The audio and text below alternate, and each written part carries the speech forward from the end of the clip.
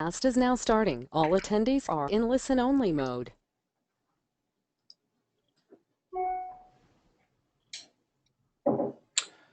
Good afternoon, everyone. Thank you for tuning in to our Meet the Media webinar today. I am very excited to have you join us. I'm Jason Mudd. I'm the president of Axia Public Relations. And our special guest today is Nancy Weingartner with Franchise Times. And Nancy, welcome. Thank you very much. I'm happy to be here. Well, we're glad to have you as well. Really looking forward to having you be part of our webinar today. I'm going to turn off my webcam and let everybody be able to see the slide on their screen. And let me go ahead and make that slide full screen for everybody. Well, that's not going to work. There we go.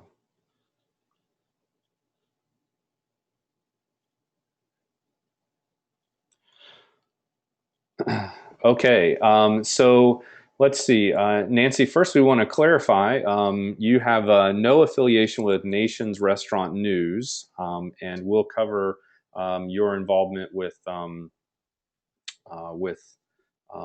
your other magazine, Food Service News, during the webinar today. Thank you. I'm sure they would like that clarification too. Absolutely, yes, that's correct. Okay, so Nancy, we'll just get started and appreciate everyone's attendance here today. I think everyone is interested in learning more about Franchise Times Magazine and how to better connect with you and your team and ultimately your readers. Thank you. So Nancy, first we have a quick disclaimer for everyone listening in that we are recording this webinar for promotional purposes, and the webinar is copywritten, so hopefully everyone will participate, and just know that if you ask any questions or if you're involved in the webinar, you will have it be recorded. Okay. We're also pleased to have ManoByte sponsor today's webinar. ManoByte is a HubSpot certified agency helping businesses use inbound marketing to grow their sales. So special thanks to ManoByte for participating in our webinar today as well. And more information about ManoByte is available at manobyte.com. Good people there. And Axia Public Relations is pleased to bring you this webinar. We are a PR firm and we empower companies to build strong brands and great reputations through our public relations services. And we host a quarterly, monthly to quarterly webinar just like this with influential media members to help your company connect with the media. And so to that end, welcome. We're glad you're here with us today. And our special guest is Nancy Weingartner. And Nancy and I are going to be talking about Franchise Times. And if you have questions, we want to encourage you to start tweeting them to Meet the Media, or you may also ask questions in the control panel of the GoToWebinar control panel under the questions area. And we'll take your questions throughout the webinar, so don't hesitate to ask.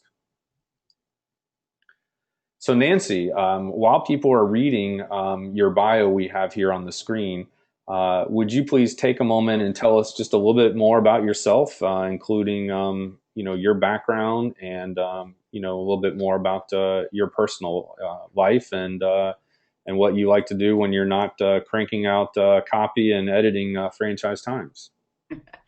Yes, I started out in the San Diego area, and I worked for a community newspaper that was a daily. So I got a lot of experience writing quickly and finding kind of the nugget in everyday news, something that would be interesting. So I think that experience has really helped me a lot through everything. I moved to Denver from there and worked for Continental Franchise Review, and that's where I really got interested in franchising. It was a newsletter that covered franchising, and then it was bought by the owners of Franchise Times magazine. So I ended up a couple of years later moving to Minnesota. So that doesn't sound like a great pathway from San Diego to Denver to Minneapolis, but I love Minneapolis. It's a beautiful city, has lots of arts, which I enjoy, and I like walking around the downtown area. The other publication that I write for, Food Service News, is a local publication, so a lot of that restaurant experience of going places and finding different chefs is really great to be able to put into that magazine. Well, that sounds like fun. And as you and I talked about in preparation for this webinar, I get up to Minnesota and Minneapolis once a year. And we have a lake cabin up in North Minnesota that we stay at. And it really is my very, very favorite vacation of the year, my highlight of the year. And but I definitely wouldn't want to trek up there during the winter. No, I was going to ask. I bet January was not your weekend up here. No, no, it's not for the faint of heart. That's for sure. It's tough being up in that winter. So I admire you for putting up with it. Okay, so let's see. Next slide is about franchise times, and we've got some facts and stats on the screen there for everyone to take a look at. But published since 1999 and circulation of 23,000. Providing franchise news and information sources for entrepreneurs seeking business opportunities. Mainly focused on business owners and senior executives of franchisor and multi-unit franchisee businesses.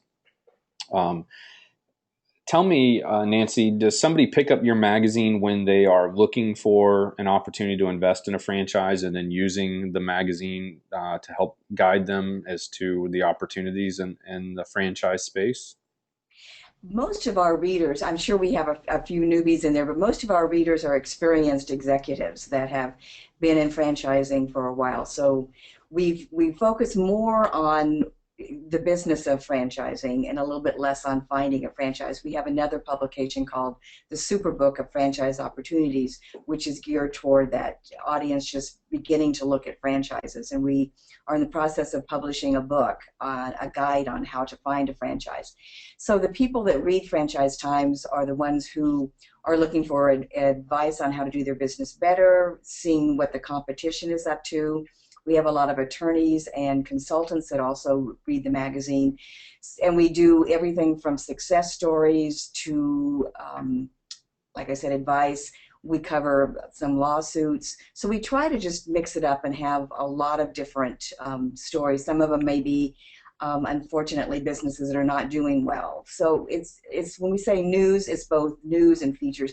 Early on, we kind of called ourselves the People Magazine of franchising because we like to tell the story of franchising through the people.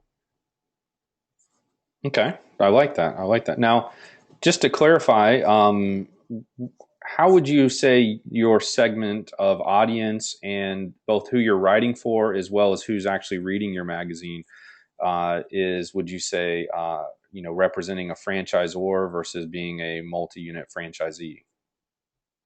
We probably have more franchisors and their staff reading it, but we do have a lot of the bigger multi-unit franchisees that read us. We do a survey. We have a sister publication called the Restaurant Finance Monitor, and they do a listing of all the top 200 restaurant franchisees. So through that kind of cross-branding, we do have a lot of those franchisees who will read us, and a lot of times it'll be people who have one or two franchises that are units that will read us also. And like I said, we've got a lot of the attorneys who read us. We try to do picture pages and things like that where we go and cover a lot of events. So one of the things that we're really dedicated to is to be places where franchise events are happening so that we can take pictures, talk to people, and get to know new people, because sometimes you tend to go back to the people that you know, the sources that you've used before. So we're always constantly trying to find new people to talk to and interview. Okay, terrific, terrific. And we're getting a couple of questions coming in, but I'm going to wait a slide before we ask or answer some of those questions. Okay, so talk to us a little bit about the contents of the magazine. The magazine, we start out with a page of upfront, which are kind of the fun, kind of quirky things in franchising, which I really love. And I think I have a marketing tip that's coming up in the next magazine. So we just have a little bit of fun. We have some trivia, and then we go into more of the news section. And that's, when you're a monthly magazine, you have trouble really breaking any news. So we're not really worried about that. We're more concerned with looking at something that's happened and delving into it, kind of looking at how that's going to impact franchising or impact a specific industry within franchising. From there, we go into the cover story, and we're very picky about our covers and our cover stories. We've done some celebrities in the past that are involved in franchising. We've done multi-unit franchisees. We've done franchisors. So we really try to mix that up with a variety of different types of people, different stories. But all of those stories will have the human element as well as the business element into that. And then from there, we have an industry spotlight that we do. So it might be child care or child-centered franchises. It might be quick service restaurants. So whatever that is, we'll do 2 or 3 stories looking at that industry, and again, focusing on the people and what they're doing. And then we've got the back section, which will have, we call BizWise, and that will have all of the columnists that we have. It'll have the people that are writing specifically at the how-to advice. Okay, excellent. As you're talking, I'm flipping through my August issue that arrived last week, and I agree with you. I think my favorite sections is the upfront, where, like you said, it's a little bit more light-hearted and focused on maybe individual stories. And then I like how when you get into the news section, like you said, you're not going to be able to break news in a monthly magazine. But certainly you can spend more time giving more detailed reporting and more insight, kind of like you did in the Papa Murphy's after the IPO story, which I think was very, very well done. Talk to us just a little bit, because I know a lot of our listeners today on the webinar would be very interested in this. What goes into your decision-making process for considering a cover story, or and as well, the upfront section? How do you, what do you look for in those story opportunities, pitches, and good content? Well, let's start with cover stories or any of the major features.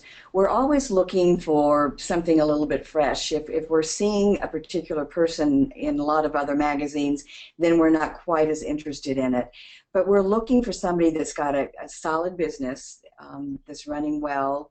We're also looking for someone who's got an interesting side story. So something that they have done interesting, either through the education process, or sometimes their hobbies or their interest outside of work will kind of dovetail into the story.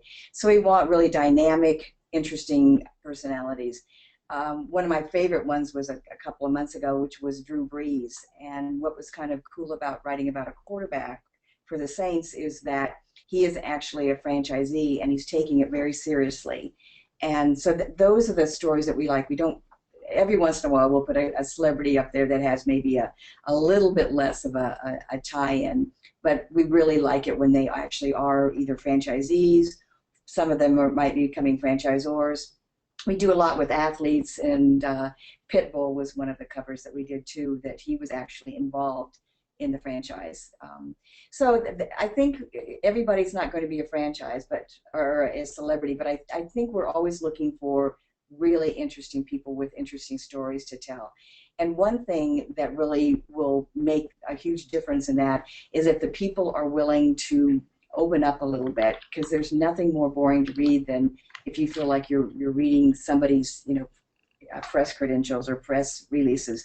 And we want them to really be themselves and talk and tell us about their mistakes and how they fixed them, rather than just trying to present this corporate speak. So that is huge. If we know the person is going to do that, then they're much more likely to be considered for a story.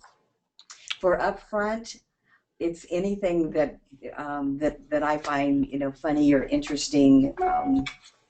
That is my favorite section, because I love the really strange franchises. We used to have some really great ones, like 1-800 Autopsy, and I think there was one that was Crime Scene Cleanup. Oh, those wow. were the kind of ones I'm looking for. We had I think it was a Russian Bride, Polish Bride franchise. So anything that is quirky, I would love to see lots of pitches on that type of thing. Mm-hmm. Okay, excellent. We're going to take a moment and poll our audience here, Nancy, so everybody could tune into their screen for a moment and complete a poll for us. We're going to ask, where are you located? And we'll just take a minute for everybody to kind of let us know where they're calling in or connecting from today. That way we can get an idea of our audience and who's tuning in, and we can customize any discussion for that. So we'll do a couple polls throughout the call, and we just need a couple more people to vote so we can be all wrapped up.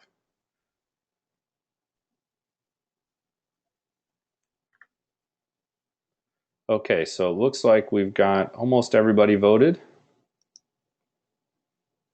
And I'm going to close the poll here and share the results that most people are calling from the Eastern time. And looks like we've got Central here, and Mountain and Pacific are still sleeping or not yet ready to jump in on a luncheon webinar. But we are recording this webinar, so we'll make that available for people to tune into. All right, so let's see. The next slide is about franchise times media in general, and that leads me to ask one of the questions you had already kind of mentioned, the Superbook. So we have a question about that, Nancy. Is that advertorial, or is there also editorial content integrated into the Superbook? It is editorial content. So people are paying to be in the directory, but all of the contents are written by staff or guest writers. Okay, terrific. And then for the people of franchising, you said earlier, does that mean profiling just executives or the franchisee owners too? Both. Yep, franchisee owners. Every once in a while, we'll profile somebody who is staff in a story too, but mostly it's going to be either the franchisee or the franchisor. Okay, terrific.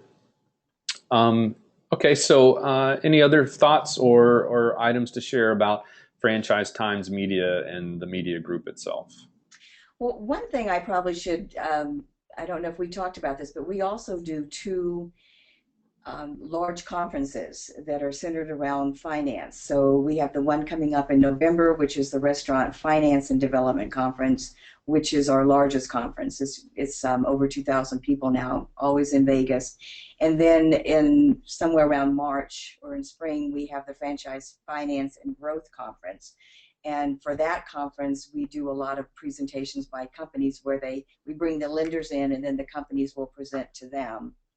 And along with that, we have the results of our Deal Makers award winners. So people who are making great deals, finance people, and also the franchisor or the franchisee now are doing a lot of big deals, will come on stage and they're honored there. So that is also another opportunity for companies to come and tell their story to the lenders. And then we also write about it in the magazine. Okay, very good, very good. Let's see. So tell us about your staff. I was noticing in preparation for our call, you have a lot of contributing writers and a pretty lean newsroom team you're running there. So kudos to you. I know that's the new normal, if you will, but I also know it's difficult. So tell us about your team and maybe some of the challenges that you guys face, and how people on the call or people that are in the business can be helpful to you and your team. Well, we'll start with the publisher, Mary Jo Larson, and she has been here since the beginning. She started out writing the Franchise Finance Monitor, or the Restaurant Finance Monitor, and then became the publisher of Franchise Times when they purchased that. And so she contributes articles and finance articles to us every once in a while. And because she's a journalist, it's really nice because she really understands, what it takes to have a newsroom run smoothly. And then a couple of years ago, we hired a managing editor, Beth Ewan, who has a lot of experience. She's worked for business journals and has a, probably a better business background than I do. I really like the features and the people stories, and she really likes telling the business stories, so it's a really good mix. She is actually the person that gets most of the pitches, the story pitches, so the ones that come in to me, I'll look at and then forward on to her if I think she might be interested in them. But the go-to person really would probably be Beth Ewan for most of the stories. And then our senior writer, Jonathan Mays, is actually the editor of the Restaurant Finance Monitor, but we're lucky to have him do our restaurant writing because he's an expert in that now, and he's being asked to talk about restaurants. He's quoted a lot, and so it's kind of nice to have an expert on restaurants. And then one person who's not on there is the president of the company, John Hamburger, and he also is really well known in the restaurant community. It's kind of a sage. He's been through all the ups and downs and became interested in franchising 15 years ago because that's when he started seeing restaurants were starting to, more and more of them were starting to franchise. So we've got a lot of longevity on the staff and a lot of people who know franchising well. And I think that just makes it really strong. So then when we do have contributing writers, we can always kind of help them steer toward the franchise angle because it's really not as common as you would think for writers. They're used to writing about business, but we want to know how it affects the franchise business, just not the business itself. So everything is very franchise centric. Absolutely. Well, I found just, anecdotally that, people outside the industry don't understand the differentiation between, franchise, franchisor, franchisee. And, so sometimes you have to be very clear when you're communicating with people what you're really intending to talk about. So I can understand. Okay, but let's see. Before we move on with, well, actually, we'll go to the next slide because we may have covered some of this already as you kind of went through the magazine earlier. Let's go back real quick. So up front, franchise focus, finance, real estate law, biz advice, and on the cover. We talked about those sections, I think, pretty well already. Was there anything else you wanted to add to the editorial sections, Nancy? Well, I just, one thing I wanted to mention that when we do have like an attorney write a column for us or a marketing person, we're always very careful to make sure that they're just writing in general and they're not, putting one of their clients through the story or they're not promoting their business. So we like that third-party story, but we're really kind of careful that it doesn't become promotional on their part. Absolutely, absolutely. Okay, and for ongoing topics, are there any of those that you want to highlight further or tell us a little bit more about those sections? Well, the Franchise Times 200 are the top restaurants, and we actually go down to 500 based on system-wide sales. So there's no other criteria. We'll have the units listed, but we're not ranking them on any other criteria. It's just on sales. So it really does give you a perspective on who the biggest franchises are. And then we will rank them also on unit size.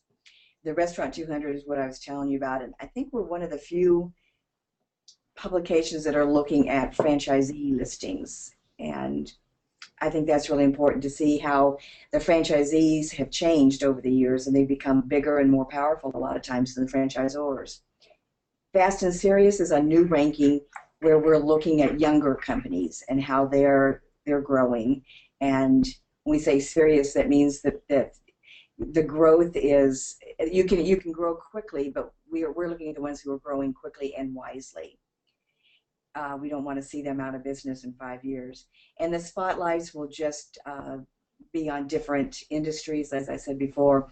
The thing I'm really excited about is the international franchising. I've kind of taken that role on.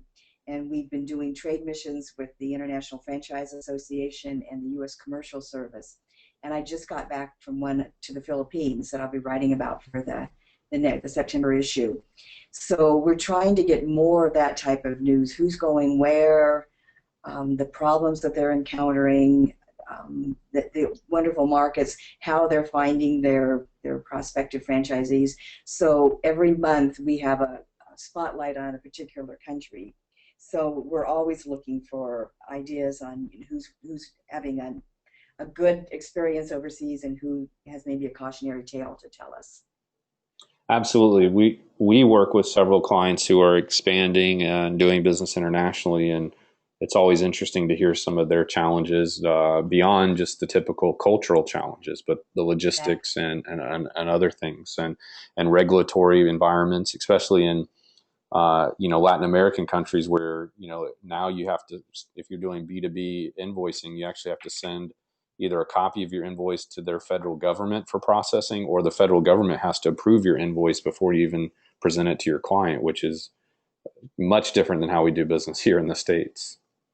Oh, now that's interesting. We should talk about that, Jason. Yes. Um, I have another question that has come in, and that is how much of the magazine is bylined pieces, bylined articles, I'm assuming? I would say pretty much all of it. We love to see our name in print. So I would say, with the exception maybe of the upfront articles, which I don't put a byline on very often. In fact, I don't think I ever do. I would say almost everything else is bylined. And how come the upfront sections are typically not bylined? Well, they're short, and since I do the whole page, I think it would look silly to have my name on every article. So um, I just decided not to do that. Sure. Okay.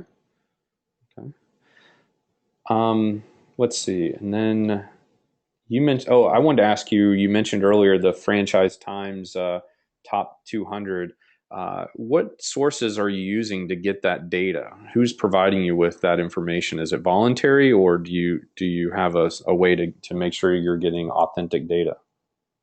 Well, we actually do that research ourselves. We've got our CFO and a couple of other people who are contacting the companies themselves, and they have a form for them to fill out. In the cases where we know that they should be on the list and we don't hear back from them, then we will estimate by looking at their FTDs,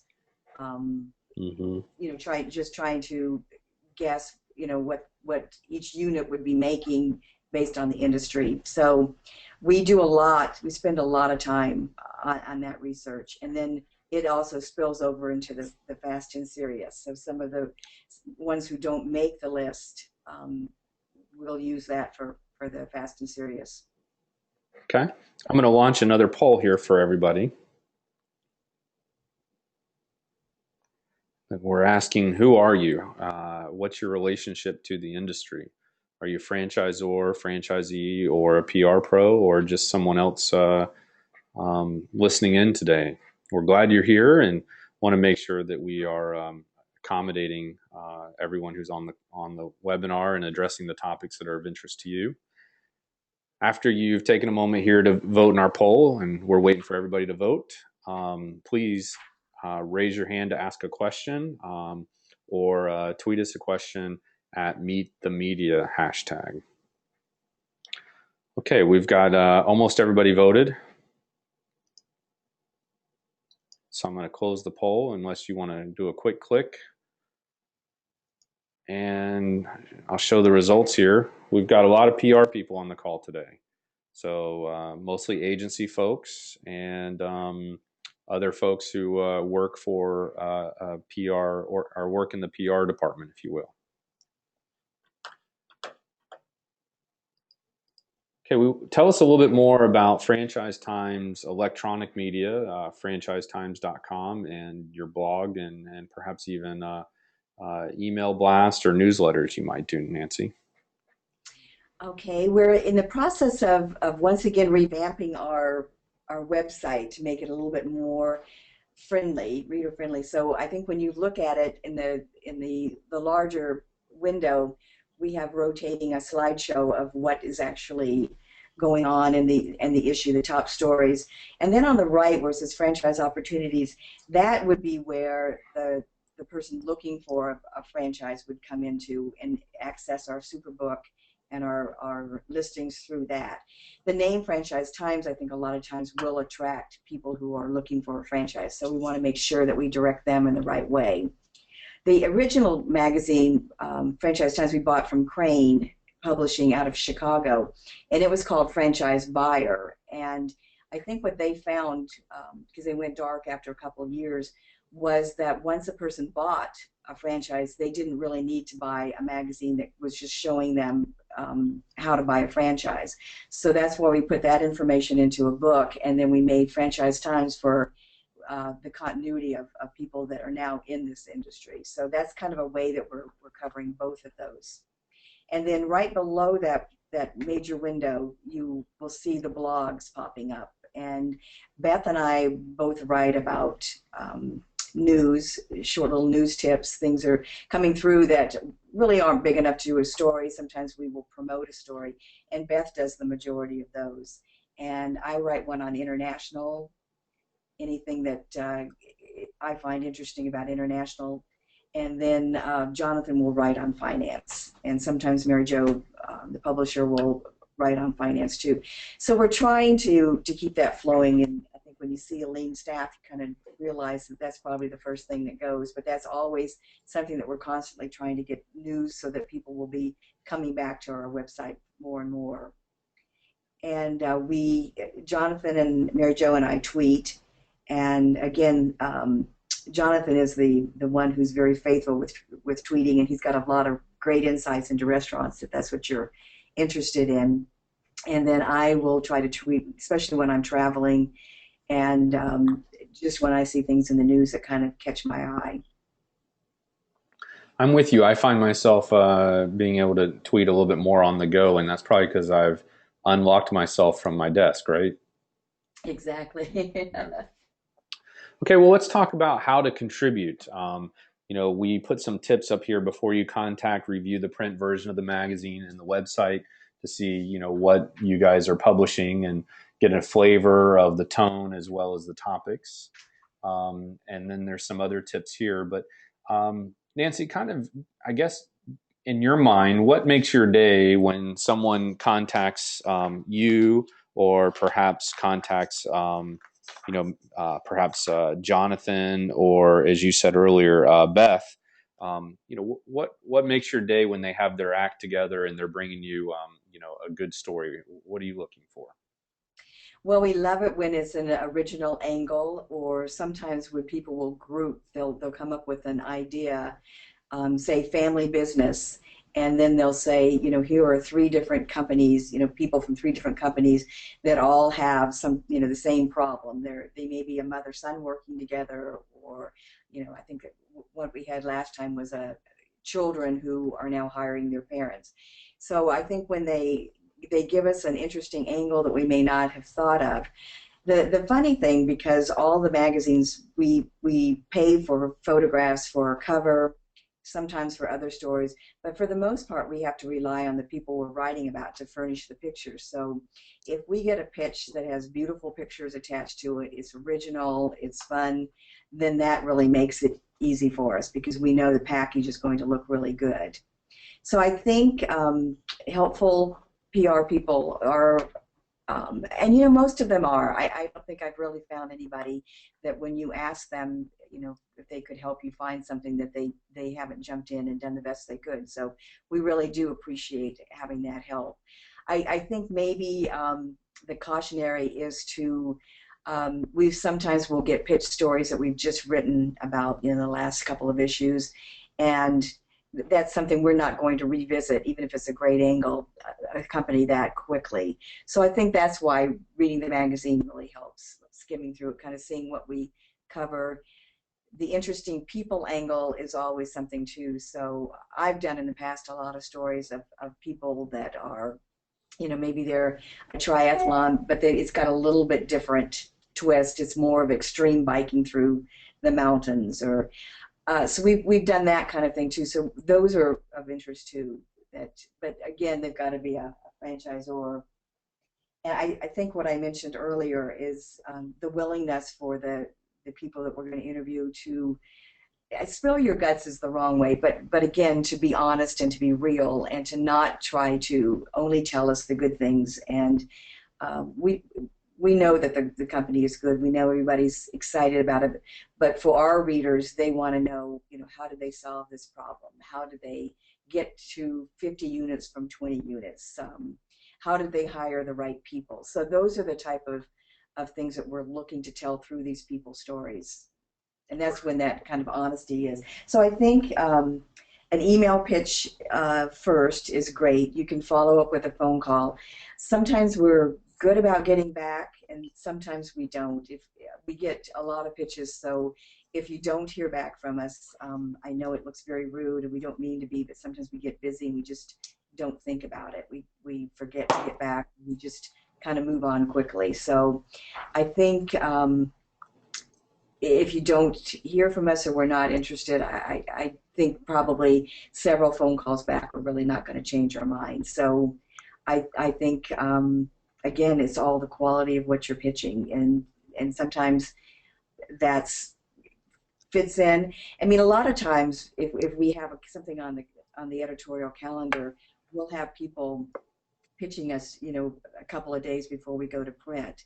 And there's just no way we can turn around something that quickly. So I would start maybe 2 months out. If you see that we're going to cover, women in diversity in the August issue, maybe pitch us the beginning of June, and maybe even 3 months out. When I was doing the day-to-day, I tended to do things at the last minute. Beth has a different style, and she's doing things way out. And so I think you could contact her maybe 3, even 4 months ahead of something. And then it's something that we may jump on right away. It may be something that later on we think about that and we may come back to it. Okay, awesome. Ashley has a question, and thank you for asking, Ashley. Does Franchise Times accept guest bloggers? Tell us a little bit about that, Nancy. We haven't yet. We're talking about doing that internationally. I don't know if we would ever do that domestically, but it's something that with a pitch that we could probably talk about, but we haven't as yet done that. Okay. All right. I'm going to poll our audience one more time and ask, how did you hear about our webinar today? Maybe it was a personal invitation, an email invite, social media post, or you're just a guest of our firm. Take a moment and vote for us, please.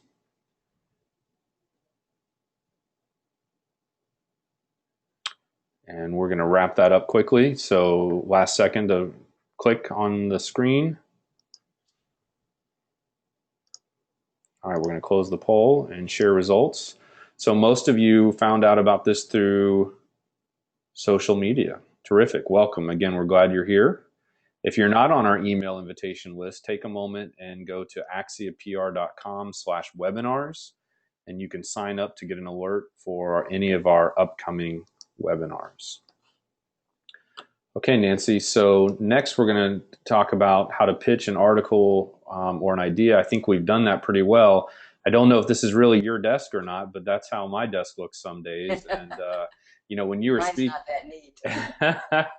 when you were speaking earlier, you made me think of a study that I saw recently that said that newsrooms, how do you say this? It was reported that the average reporter in the newsroom writes a story a day on the high end. So at most, they're going to write 1 story a day. And on average, for every 1 story a journalist writes, they are pitched 10 stories. So if you think about it, if they've got 10 stories coming at them, if they choose to accept any of them, they're probably only going to accept 1. And so that means that, if you throw 1 pitch at a reporter, there's a chance that they might like it, but they've got 9 other ones that you're competing against, and perhaps they like yours, but they simply just can't do it among the other ones that are in front of them. Well, I think that's really true, and I think the other thing will be if we've written about something like that lately, if it's a really original idea, if it fits into, the theme of the magazine. And then it's just all personal preference, because what, Beth sees as a great story and what I see as a great story, a lot of times we'll see different things, which is why I think it's kind of fun to have lots of people on staff actually writing stories as well as assigning them. So a story that you may not resonate well, a pitch, Beth might like it, or might perceive it differently. Well, and what we don't like having everybody on staff pitched, or Sure. freelancers all pitch the same story, because we've actually had that happen where people will go off and two people will be developing the same story, or Mm. they'll be using the same sources, maybe two different stories, but the companies are the same. So it's nice to kind of funnel it through one person. But I think we're both really kind of like, Beth just got someone pitched her an international story, and they had pitched it to one of our freelancers. And when the freelancer called, Beth said, well, Nancy covers international, so why don't we send that on to her? So, I mean, we kind of coordinate that. So while it wasn't something that she would write about, she knew it would be something that I would be interested in looking at. And I think the same way, I'll see something that I think is right up her alley, and I'll forward it on and say, why don't you look into this? And then again, sometimes we get wonderful pitches, wonderful stories, and then we just end up with not the time or the space to write them. And that's the unfortunate thing too. So a lot of stories that we think would be good, we just don't have the time or the space for them.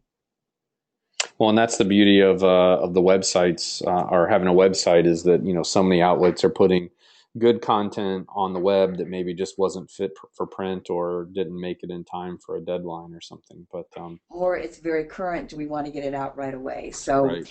and we do things like we call it executive ladder, which would be the people that are getting promoted or moving to other jobs. So there's ways of getting quick things in there too.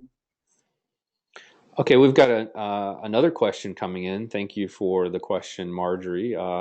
When does the 2015 editorial calendar come out? We're in the process of working on that right now, so I would say probably in another month. Okay.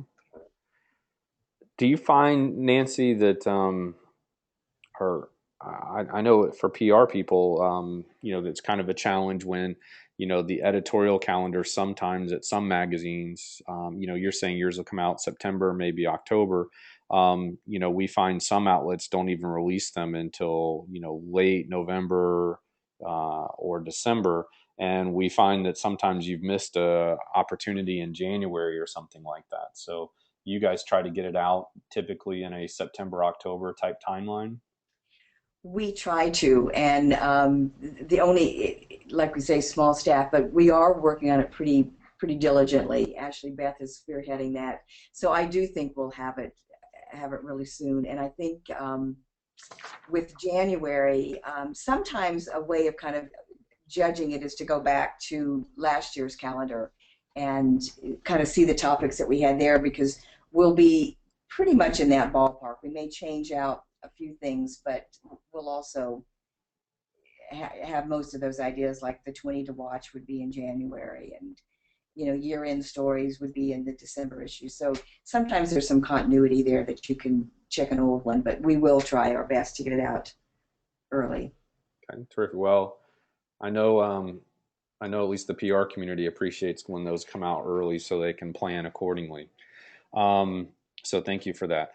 So just some frequently asked questions. Some of these we may have covered already, but in summary, it wouldn't hurt maybe to knock these out. So, and if you have a question, again, submit them using the question box in the webinar console. But Nancy, let's start first with what are deadlines, and maybe more appropriately, what are timelines? You alluded to that earlier, but spell it out for us just so we're very clear. Well, we go to press somewhere around the 15th of the month. So the August issue would go to press July 15th. So that's when it's drop dead. Nothing can go in after that. So for the August issue, I would say, June, May would be the time to pitch the story. So if you're always pitching, 2 months ahead, I think you're going to be pretty safe that you fall within that deadline. The news releases and announcements, those can come all the time because they, like we were talking about, they make great blogs. Sometimes it's something that we could, use an executive ladder, we could use in our Brees, that type of thing. So that would be just whenever they're ready, send those to us. We do accept bylined articles in rare occasions, usually in the case of someone who is an expert, like a consultant or a lawyer who's writing on a very technical subject, a marketing person. And then sometimes we will, well, actually, I think in most cases, the bylined articles from a freelancer, we would look at those differently than we would from like a PR person. Again, we want everything to be news stories and not advertorials. We don't want it to be focused too much on the absolute positive, where it's kind of sugary, and we want it to be a little bit more real than that. Okay. And I'm not sure, do you have articles that appear in every issue? Is that topics? Is that we're talking? Yeah, I guess just, I think the question was more about article types. So, do you have consistent, maybe Oh, sections or columns is what I'm guessing that means. yeah, so we would do something on family businesses every time. We're always doing something on real estate, legal. We try to get something in on marketing and tech. Sometimes that will be one of our focuses, and yet that's always something that's really interesting as things change. And again, it's original things. It's not sounding like it's trying to sell a particular product. Although sometimes a new product comes out that is going to revolutionize things. So we have written on products before. And then food service news is it's more of a tabloid size on newsprint, but it's full color, and it's writing about the Twin Cities area. We go into Iowa and the Dakotas a little bit, in Wisconsin, but mainly is focused on what is going on in restaurants and school feeders and all of that. And it's a fun publication. Again, it has lots of pictures of what's going on around town. And sometimes we look at broader trends there. And so that could be something that sometimes we can actually double dip and use something in food service news that we've used in Franchise Times. Well, I'm all about efficiencies. So if you can kill two birds with one stone, that sounds good. No offense to the birds. These are my questions that I brought, and we would like your questions to continue to be asked if anyone has any. But Nancy, in your opinion, you have this unique position where you are an expert on the franchise industry, yet not tied into per se any particular franchise or investment that you may have, as an operator.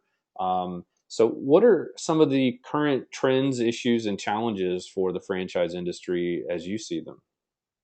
Well, I think going international is definitely a current trend. On the trade missions, we're seeing some of the younger companies now are interested in going over and learning about the markets, whether they're going to find that master franchisee isn't always certain, but I think there's a lot more interest from companies other than the McDonald's and the superstars out there. I think some of the issues are we're starting to see a little bit more regulation going on, and that can be a good thing and it can be a bad thing. But sometimes with that, it kind of pits franchisor and franchisees against each other, which is always a bad situation. Minimum wage going up is a challenge for retail and restaurants. So I think there's some business challenges that aren't just related to franchising. The issues of franchisor liability when they take on too much responsibility for the franchisees, and then a lot of times they kind of want it both ways. So I think there's going to be more and more challenges in that direction. And I think the other trend that's really interesting is that the multi-unit franchisees are getting to be very big. they are not only multi-unit, but they're a lot of times multi-brands. And in the restaurant finance monitors list, we had last year we had the first billionaire franchisee. So I think there's some exciting things going on there because they are the ones that all the franchisors are interested in pursuing because they've already got the infrastructure built. They know what they're doing. You know, they've got staff to handle it, and so they're really kind of the golden boys right now. And like I said, I think just being aware of some of the issues that are going to affect businesses that would also affect franchises. Oh, that's an excellent answer. Thank you for sharing that. Just to clarify, are you saying one franchisee, um, uh, had a revenue of 1 billion, or his personal income was 1 billion from his? His company had revenues of 1 billion, $1 billion. So Okay, okay, wow, that's still very impressive. So, just curious, was this a multi-unit? I mean, did he have multiple? Was he a franchisee of multiple brands, or was he in one brand? multiple brands, but a lot of Applebee's. Okay. So interesting on that list, there's a lot of Applebee franchisees on the top 200 list, but a lot of them are now starting to have several different brands that they're investing in. Would you say that's related to the financial struggles of Applebee's themselves, and these people are looking to diversify? I don't think it's. I think casual dining in general is having some problems. I think with the uptick in fast casual, where you don't have Hmm. to tip, you have a little bit more control over your time. I think that has really hurt casual dining. But I think business people like to have eggs in lots of different baskets. So Right. if casual dining is dipping down, some of their other ones, might be doing better. So fast casual is kind of the segment right now that everybody's looking at. Absolutely. I see that trend as well. Okay, so tell us, if you were to kind of put on or pull out your crystal ball and think about your future vision and editorial direction for franchise times, are there any changes on the horizon or anything that you're trying to do, differently as you look forward to the next several years? Well, I'd like to see that we get more involved with the website and that it's not um, kind of the I guess it's not politically correct to say, but it's not the stepchild. Right. That it is as important to the staff as the magazine itself. And I think we're going more and more in that direction.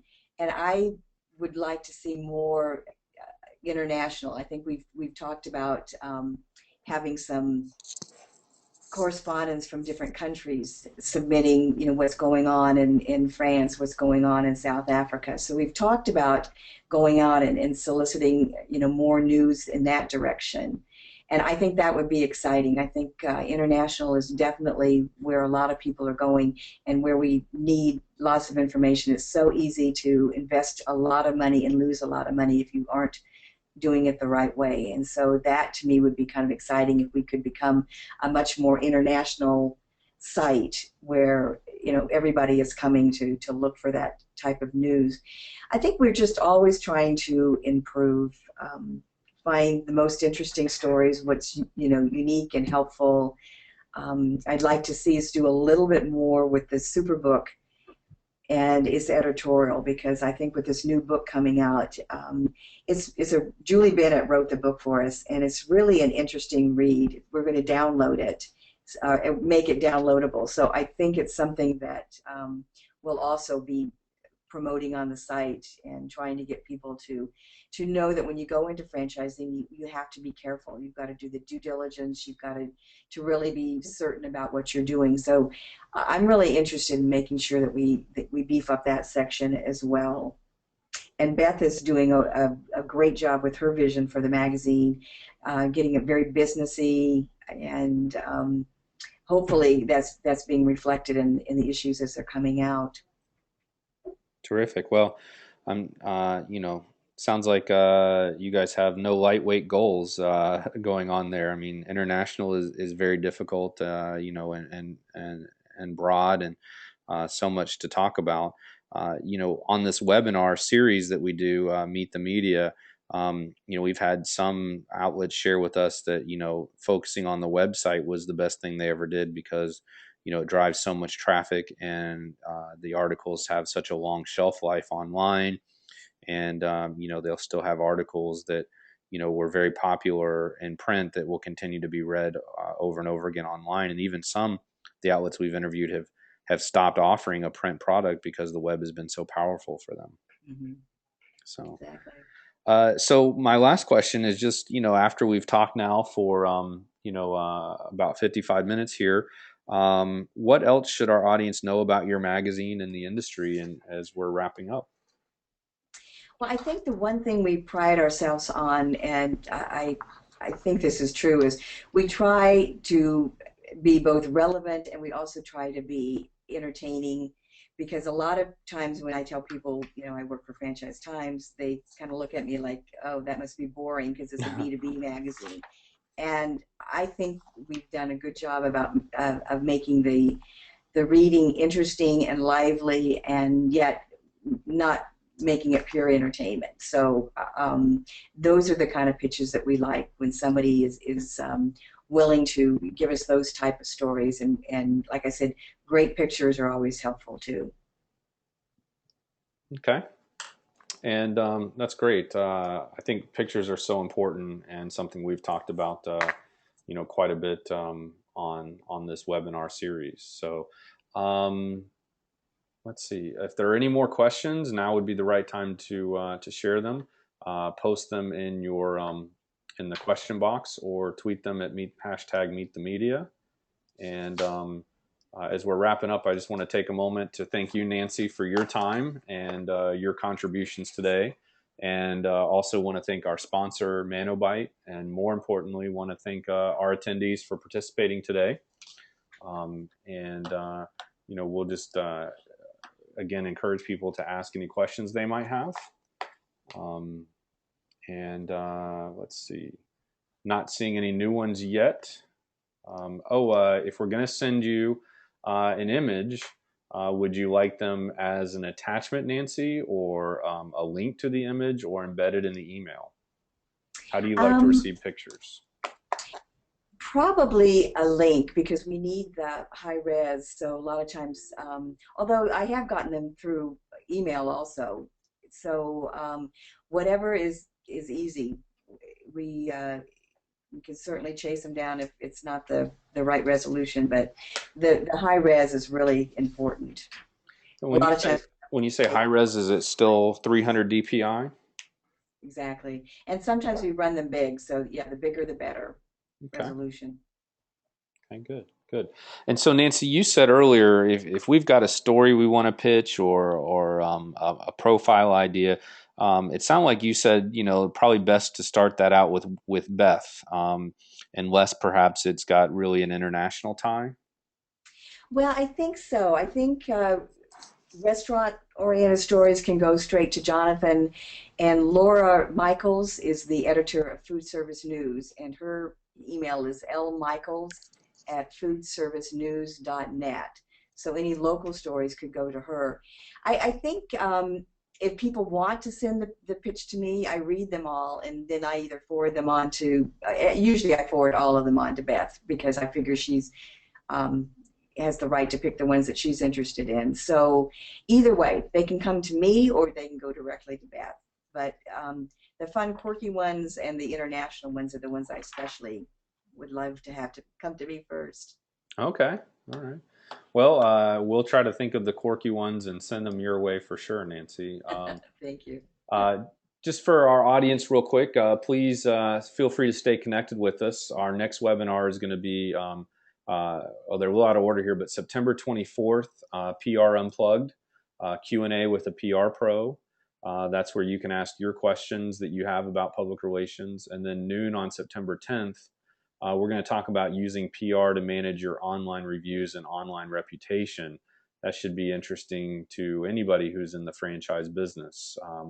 And that one actually came up recently. We kind of inserted that into our rotation of monthly webinars because that's been such a popular topic. I recently spoke at an organization, and people were very interested in how do I protect my brand name and my company's brand name, and any negative reviews and consumer complaints and comments that are out there. And we all know people are using Google to have that first impression or that window shopping experience. And if they Google search your name and they don't like what you see, you may never see them as a customer. And the way to stay on our webinar list is to go to axiapr.com/webinars. To the left, we have a sign-up form. Fill out your information there, and we'll email you each time we have a new webinar announced or scheduled. And that's the website you can also go to sign up for each of those webinars. And thank you for attending, everybody. If you have any follow-up questions, go ahead and tweet them, and we will try to answer them for you as well.